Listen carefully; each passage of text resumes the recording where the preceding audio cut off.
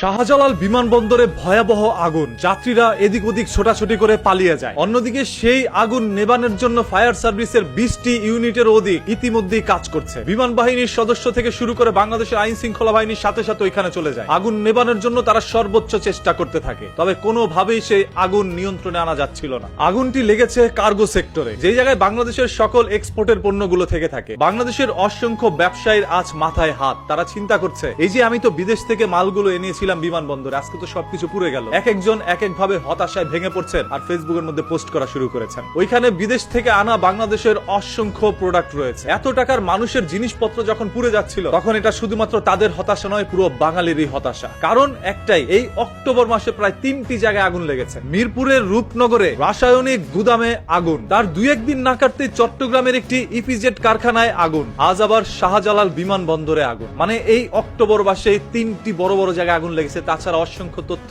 Social মিডিয়ায় আসে না। কেনই হঠাৎ করে বাংলাদেশে একের পর এক জায়গায় আগুন লাগছে? সূর্যের তাপ তো এতটাই হিংস্র হয়নি যে আপনার শরীরকে জ্বালিয়ে দিতে পারে। অনেকেই ধারণা করছে কেউ পরিকল্পিতভাবে এই আগুনগুলো লাগাচ্ছে, যাতে দেশের মধ্যে একটি অস্থিতিশীল পরিবেশ সৃষ্টি হয়। সবকিছুর পিছনে যে কোনো পরিকল্পনা থাকে তাও না, আবার সবকিছু এমনিতেই যে হয়ে যায় তাও কিন্তু না। তাই সাধারণ মানুষের অসংখ্য প্রশ্ন থাকতেই পারে। আইন শৃঙ্খলা বাহিনীর কাছ থেকে হয়তো আপনারা সত্য জানতে পারবেন। শাহজালাল আন্তর্জাতিক বিমানবন্দর, যেটি বাংলাদেশের একমাত্র সব থেকে বড় বিমানবন্দর, যেখান থেকে বাংলাদেশটাকেই কন্ট্রোল করা হয়, সেই রকম একটি বড় বিমানবন্দরের মধ্যে লাগাতার ঘন্টার পর ঘন্টা আগুনগুলো এখনো জ্বলছে। সেইগুলো নিয়ন্ত্রণ এখনো করতে তারা সক্ষম হয়নি। যেখানে বাংলাদেশের এত বড় একটি বিমানবন্দরের মধ্যে আগুন লেগে জ্বলতে থাকে, সেখানে সাধারণ জনগণের প্রশ্ন, ছোট ছোট কারখানায় আগুন লাগলে সেগুলো তো নেভানো সম্ভব নয়। আগুনটা লেগেছে আনুমানিক 2টার পরে। খুব অল্প সময়ে আগুনটা এদিক ওদিক ছড়িয়ে যায়, যার তীব্র মাত্রার কারণে মানুষ সামনাসামনি যেতেও পারছে না। এই আগুন লাগার ফলে বিমানবন্দরের কিছু ফ্লাইট স্থগিত করা হয়েছে। ইতিমধ্যেই আইন শৃঙ্খলা বাহিনী ওইখানকার সকল যাত্রীদেরকে নিরাপদ জায়গায় নিয়ে গিয়েছে। কারো জীবনের কোনো ঝুঁকি নেই, আর কোনো হতাহতের খবর এখন পর্যন্ত পাওয়া যায়নি।